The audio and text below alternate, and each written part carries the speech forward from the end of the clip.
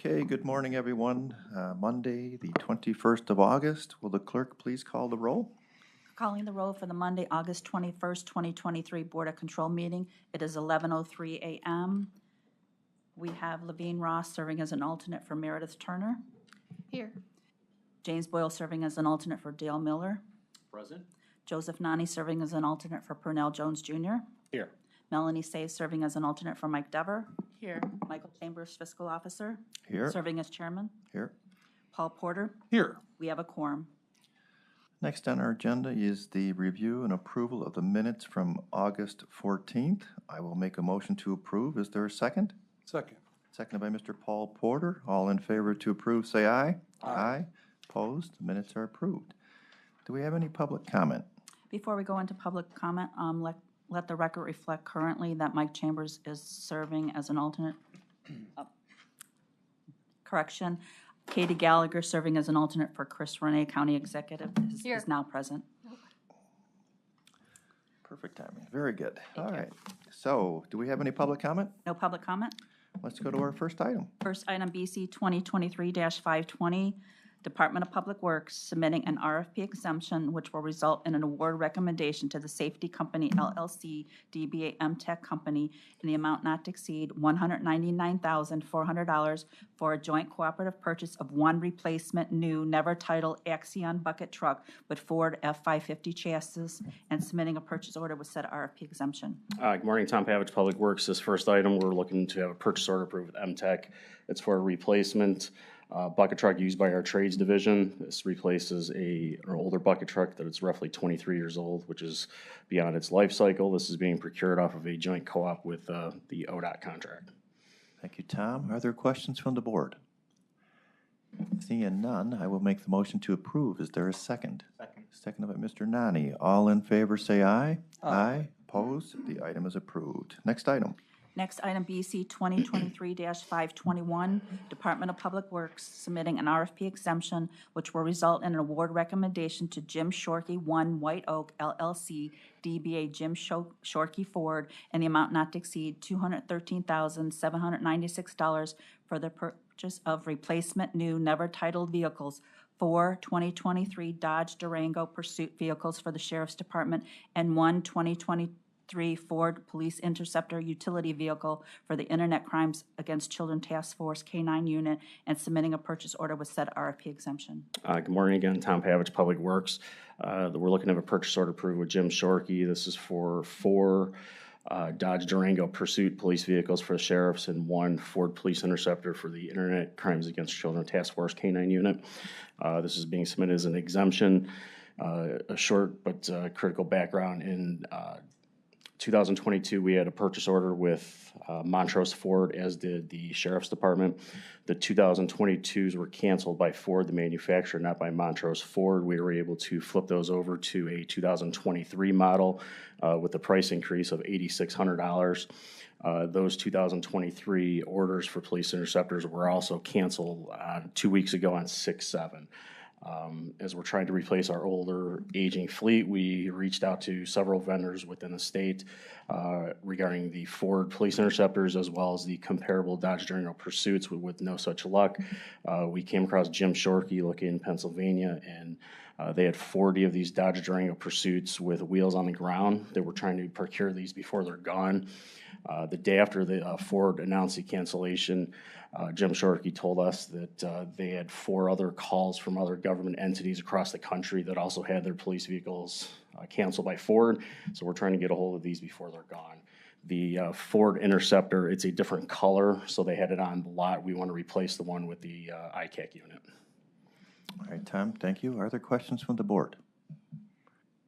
Please. A comment and then a question. One, I think that we've been here a while dealing with vehicle purchases, and it's getting really, really iffy. And I think you guys are, the flexibility and the kind of the ingenuity that you guys are using is certainly helpful and appreciative. And I mean, it's going to continue to get worse and worse, I think, as it moves forward. The question, so this is, ICAC is a joint enterprise. I assume, I know the prosecutors are involved in it and the statewide. Who is it through the sheriffs? Who runs it?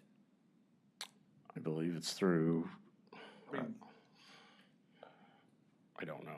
I thought it was, can you find out? Because I can find Do we out. charge back anyone on Yeah, the it's vehicle? not through the sheriff's. I want to say it's through the prosecutor's office. They have their own. It is. It's a whole division with the Internet Crimes Against Children, That's where I was and going. I thought it was. Yeah. And so as it relates to that, I'll find out for sure. I assume that we're paying for it, but are we charging back on, how do we You deal with will, that? Jim. These all get charged back. Okay. Correct. Yeah, we're like the vehicles we purchase because we oversee all of the fleet, which is 475 vehicles. We charge them all back to the different divisions. Perfect, that's what I said. And we're also told, just to note that through Ford, that Ford's already announcing the 2024 police interceptors is going to be limited model year. So we're, we've already conveyed with the sheriff's office, our directors have spoken. The Dodge Durangos are a comparable vehicle and they're actually cheaper.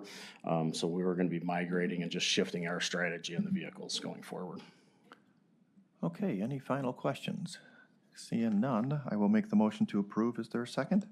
Second. Seconded by Mr. Paul Porter. All in favor, say aye. Aye. Opposed? The item is approved. you.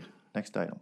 Next item, BC 2023-522, Department of Sustainability, submitting an amendment to a contract with Go Sustainable Energy LLC for consultant services for utility microgrid development and design for the period April 20th, 2022 through April 19th, 2024, to extend the time period to April 20th, 2025, to expand the scope of services for microgrid design assistance in the area zone region, effective upon contract signatures of all parties, and for additional funds in the amount not to exceed $215,000.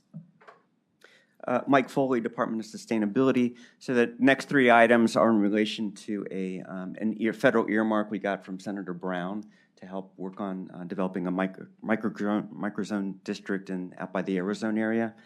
So this first item is to keep Go Sustainable on board. They are currently kind of we did an RFP for them about a year and a half ago to help design kind of the RFP to hire a utility operator, and they're just really good, smart folks who are really into this stuff and know microgrid design really well, and so we're going to keep them on through this earmark to help design the Arizona area.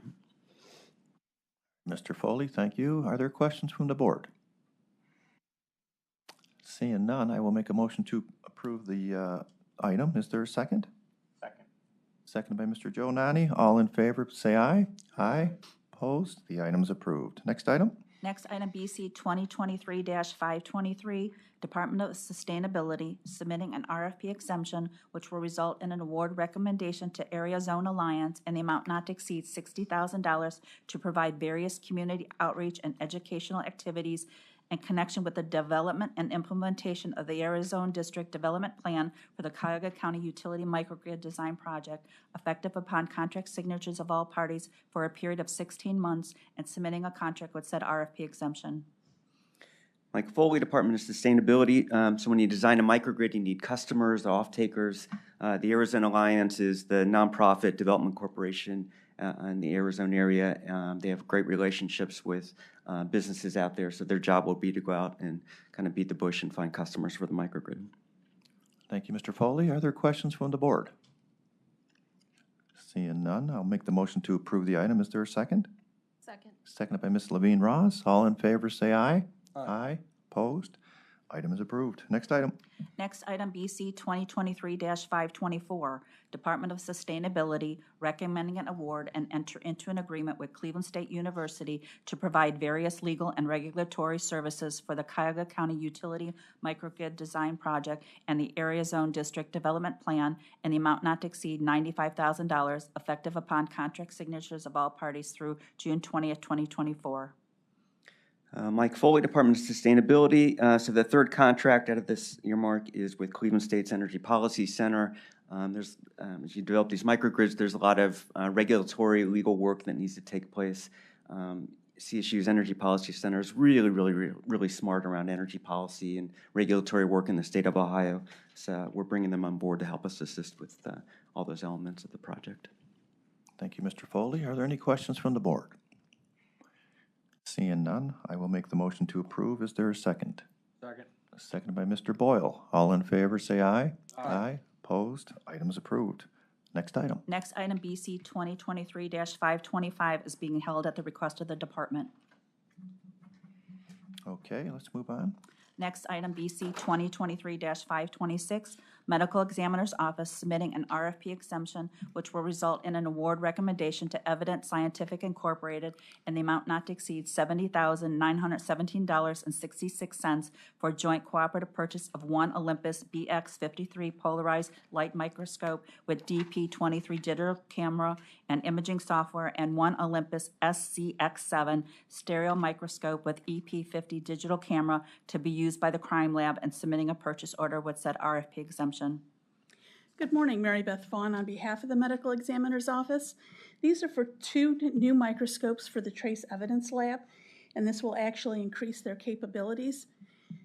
These microscopes are being purchased with the Omnia Partners Cooperative Purchasing Agreement, and we did reach out to the funder who confirmed that this method is allowable. Thank you, Mary Beth, for filling in. Are there questions from the board? Seeing none, I will make the motion to approve. Is there a second? Second. Seconded by Mr. Boyle. All in favor, say aye. Aye. Opposed? The item is approved. Next item.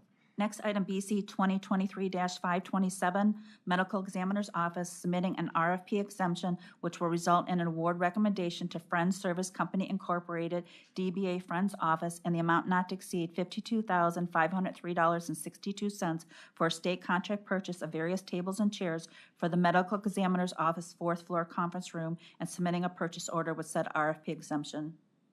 Good morning. The medical examiner is looking to replace tables and chairs in their 4th floor conference room. This conference room is used for both internal and external training. The equipment that's being replaced is over 20 years old and is falling apart.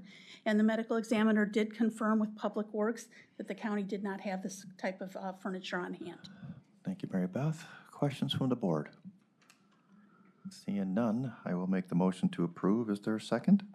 Second. Seconded by Ms. Levine Ross. All in favor, say aye. Aye. Opposed? The item is approved. Next item. Next item, BC 2023-528, Department of Public Safety and Justice Services recommending an award on RQ 12799 and enter into a purchase order with Vasu Communications Incorporated in the amount not to exceed $99,288.46 for the purchase of 39 each handheld P25 portable radios and chargers for the City of Mayfield Heights Police Department. Good morning, Mary Beth Vaughn on behalf of Public Safety. These new radios will allow Mayfield Heights Police Department to be on the 700-800 radio system. It was formally bid, and we are making a recommendation to award to the lowest cost vendor. We did confirm both Mayfield Heights and the Ohio EMA have approved this award. Thank you, Mary Beth. Are there questions from the board? Seeing none, I will make the motion to approve. Is there a second? Second. Well, seconded by Mr. Joe Nani. All in favor, say aye. Aye. Opposed? The item is approved. Next item, please. Next item, BC 2023-529, Department of Public Safety and Justice Services, Office of Emergency Management, submitting an amendment to a contract with Knowledge Center Enterprises LLC for maintenance on the Crisis Information Management System for the period July 1st, 2015 through June 30th, 2023, to extend the time period to June 30th, 2024, and for additional funds in the amount not to exceed $19,717. Good morning, Mary Beth Vaughn again, and with me also is Mark Christie, our Manager for Emergency Management. This system is used by the county EOC, emergency personnel, PSAPs, and other incident personnel to stay in constant communication during events and during emergencies and exercises. It was our original plan not to renew this contract as we were going to migrate over to the state's web EOC system. Unfortunately, in mid-June, we were notified we would have restricted access on the state system and that we would not be able to host our resource database in that system. So we were scrambling to make sure that we had coverage. In the meantime, our plan is to either go out to bid, and to that extent we have been developing specs, but emergency management has also been working with IT to see what in-house options may also be available. Okay, thank you, Mary Beth. Are there questions from the board? Seeing none, I will make the motion to approve. Is there a second? Second. Seconded by Ms. Levine Ross. All in favor, say aye. Aye. Opposed? The item is approved. Thank you. Thank you. Next item. Next item, BC 2023-530, Department of Health and Human Services and Department of Development submitting an RFP exemption which will result in various award recommendations to various vendors for reimbursement of employee wage and training expenses in connection with the Skill Up program for various time periods. August 28, 2023 through December 31st, 2023, Dial Electric Limited in the amount not to exceed $11,600 for 4 employees. The Orlando Baking Company in the amount not to exceed $22,995 for 5 employees. The Halverson Company in the amount not to exceed $21,590 for 5 employees. DuPont Specialty Products USA LLC in the amount not to exceed $9,290 for 2 employees. Stanley Black & Decker Incorporated DBA Voss Industries LLC in the amount not to exceed $27,819 for 9 employees.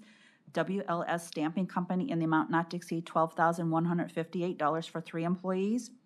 Interstate Diesel Service Incorporated in the amount not to exceed $17,085 for 4 employees. The Cleveland Clinic Foundation for Epilepsy in the amount not to exceed $36,672 for 6 employees. August 28, 2023 to October 23, 2023, Westside Deutsches Frauenverein DBA Altenheim in the amount not to exceed $113,280 for 20 employees. August 28, 2023 through November 20th, 2023, the Cleveland Clinic Foundation for Ophthalmology in the amount not to exceed $23,145 for 10 employees and submitting various purchase orders with said RFP exemption. Good morning, Vaughn Johnson, Department of Development. These companies are prepared to start the training for the Skill Up program, and these correlated items are for that. Okay, Vaughn, thank you. Are there questions from the board? Mr. Boyle, please. I don't know if it's for you, Vaughn, or for the administration. Has any decision been made on what we're doing with Skill Up moving forward? Ms. Gallagher, do you know, I mean, what's happening with Skill Up? Is there a decision been made? Or I don't know if it's, go ahead. In terms of, what do you mean, a decision being made? Is this program going to continue? Yes, it is. So it's, This program is extraordinarily popular with our mayors and managers. We have the support of the county executive with this particular program, as well as the entire small business community and many other organizations as well. I haven't been given any indication that the Skill Up program is not going to continue. So our efforts to promote Skill Up goes forward. so one of the questions that was asked, and I assume the administration concurs with what Vaughn has said. So we have the Ohio Workforce who has funding in order to do that. We've talked about shifting Skill Up to Workforce. Okay. So the program itself, whether it continues to exist or if it will exist, potentially will exist with somebody different than HHS levy funds kind of overseeing it, I guess, is what at least the conversation appears to be. Correct. That being said, there was a question that was asked, and there's been numerous questions that are in there about, that were asked in advance here, and I see some of those, and then I followed up with you. I know that Paul isn't here today. Did you or anyone on behalf of development or the Skill Up team reach out to Metro Health or university hospitals? Not according to our CRM system. Now, we had a few years ago, there was one of our talent advisors that had some conversations with Metro Health, but it didn't materialize into Metro Health becoming a Skill Up client. So from an outward observation point, I mean, look, the Cleveland Clinic is a nonprofit entity that has a multi-billion-dollar surplus. In terms of using HHS levy funds to support training within that realm, I mean, I think from an outside observer's perspective, I'm not saying that the money shouldn't go to train folks, but, you know, the bang for the buck aspect of it, I mean, the Cleveland Clinic is going to train these people whether or not we're involved in it or not. Would you agree with that? Possibly. So in that aspect, then, we're essentially back paying them for work that they were already going to do. Well, I can't speak for what Cleveland Clinic may or may not do. Skill Up was designed to focus on the residents of Cuyahoga County. That's what the program was invented for. That's what the program continues to do, is focus on the residents of Cuyahoga County And to yet help you them say that, receive and a you say that, and you family-sustaining haven't even wage. reached out to Metro Health Hospital System, which is the county Well, hospital We system. did reach out to Metro Health Hospital. It was just a while ago. There was no interest in Why the aren't- program at that time. I'm struggling here. I'm really struggling here. I'm not trying to be adversarial here, but from what this program is and who you're reaching out to, you reach out to the Cleveland Clinic, but you don't even. We didn't reach out to Cleveland Clinic. That was a referral to us from Towards Employment. Okay. We did reach out to Metro Health, and at the time we reached out, they weren't interested in the program. When was that? I'm sorry, I have one of my colleagues here. Doug, do you remember? They've been reached out to in 2018, again in 2020, and 2022. Okay. Look, I'm not gonna belabor it. I mean, there's been significant questions about Skill Up, and I'm, on a certain level, reiterating that which has been stated time and time again. And I think that I'm glad to hear Ms. Gallagher indicate that there is some sort of assessment of what this program is gonna look like moving forward. And I think I share the comments that she's made, that kind of reassessing where this program is going to work will make sense. Okay, thank you, Jim. Are there any additional questions? Seeing none, I will make the motion to approve. Is there a second? Second. Seconded by Ms. Levine Ross. All in favor, say aye. Aye. Opposed?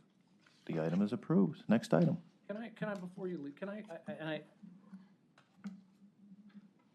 is the program designed to assist the businesses or the people?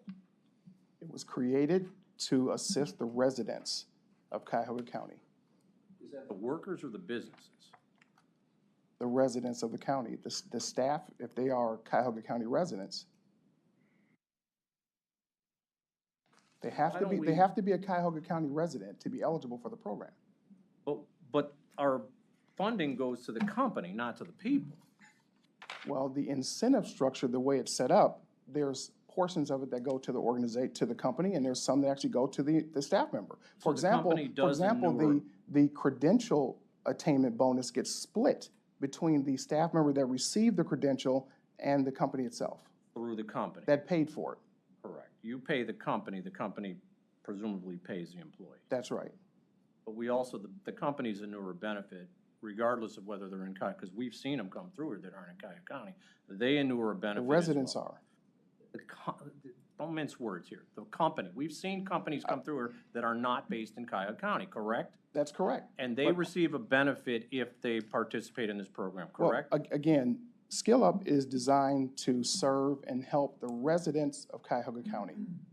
When it was designed, long before I came here, when it was redesigned, before I came here, that's the way Skill Up was created. Well, hopefully moving forward it'll be defined a little differently. Thank you.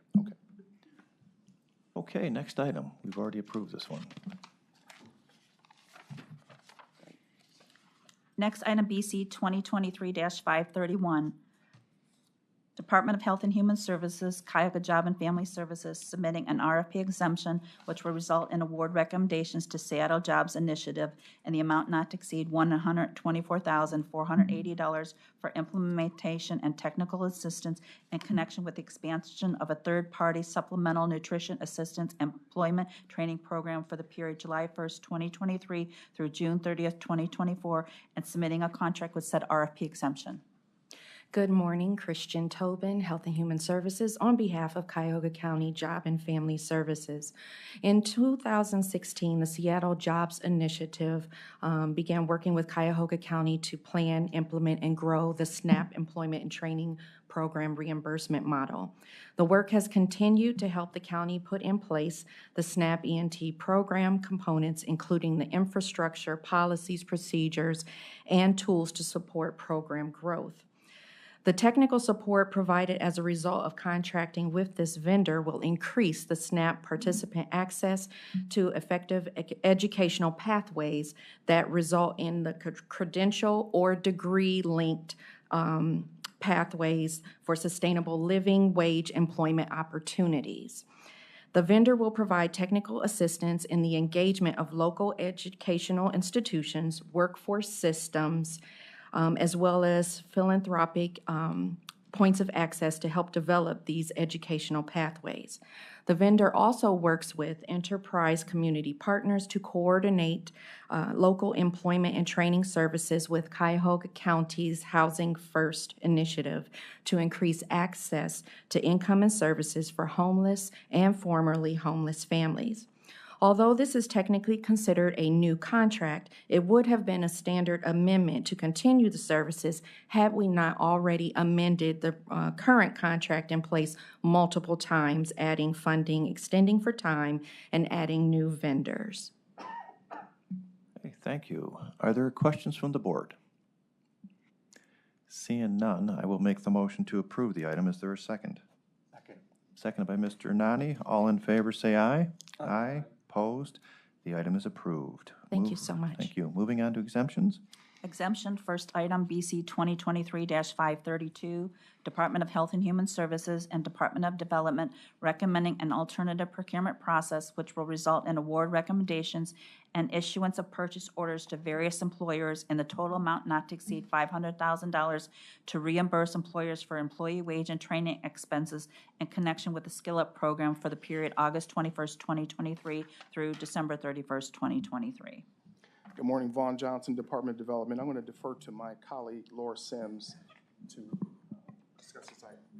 This is a request for alternate procurement, and it was something that I've discussed with the Director of Purchasing, Paul. He asked us to put this together, and the only difference with this alternate procurement is it will take away the need for an exemption. However, the items will be submitted prior to training. They'll be in the consent agenda in the back, so the information will still be provided for everything. It's just that it'll make this process a little easier for procurement as well as us to be able to put these through. Okay, thank you. Are there any questions from the board? Mr. Boyle. Yeah, so Paul, why are we doing this? Sure. So this will make it look more like what Skill Up items used to look like in the past. But in the past, a lot of times they came after the training had already been provided or started. Development is bringing items forward prior to the commencement of the training. This will just avoid the need for what we just had, where Cheryl read through, a big list of exemptions and there was a separate vote on it. The items will appear as they had before in the consent agenda. There will still be the opportunity for questions, discussion during the consent agenda portion. This is strictly, from my perspective, kind of an agenda management thing. And I see that it's the time frame that we're extending ends at the end of the year. Correct. This is just for this year, for the time being. Right, this specifically because as far as we know at the moment, the HHS funds that we've been using since 2017 for this project, we're looking at possibly having them move to another funding source. So we didn't want to extend anything past the end of the year. And will the work be done before then too? Correct. So we would have, we're actually working, we're going to be sitting down with our Skill Up team to kind of try and start to sunset the applications that we have right now to ensure that they are completed before the end of the year. Now, we may have a few that, like if we have training that happens in December, that payment may not hit till January. But that would be just a few, and we would be able to provide a list of those to HHS so that they would know what that was going to hit. Because we have to put that together generally for procurement anyway, any 23 POs that are going to cycle over into 24. Because what I think looking forward might make sense is to have a clean break at 12/31, figure out what it's going to look like, not just in terms of size, funding, location, but also the kind of the back end of it, which would be the compensation too. You're right, and actually we are looking at not taking any new clients as of September 30th, so that we would have that time to be able to try and figure out, or any new clients with the current funding source that we have. And then, however, We will have to probably transition a few from the current funding source to a new funding source because there are a few that have some mentoring that go past the end of 12/30/21. I'm sorry, the end of this year. So, I just came back from vacation. My brain's not here at the moment. Sorry about that. But yes, so we are working on doing that so that we'll have a clean break, like you said, and that we can look at other funding streams. Okay? Okay, are there any additional questions? Seeing none, then, I will make the motion to approve the item. Is there a second? Second. Seconded by Ms. Levine Ross. All in favor, say aye. Aye. Opposed? The item is approved. Thank you. Moving on. Moving on to consent agenda items, BC 2023-533 through BC 2023-535. Okay, board members, there's just a couple items here. Do you have any questions on either of them?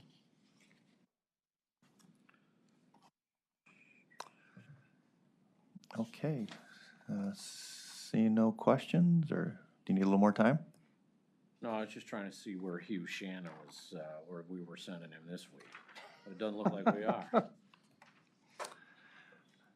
Seeing no questions, I will make a motion to approve today's consent agenda items as listed. Is there a second? Second. Second by Mr. Boyle. All in favor, say aye. Aye.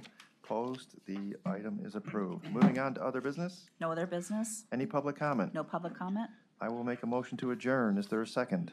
Second by Miss Melanie Say. All in favor to adjourn, say aye. Aye.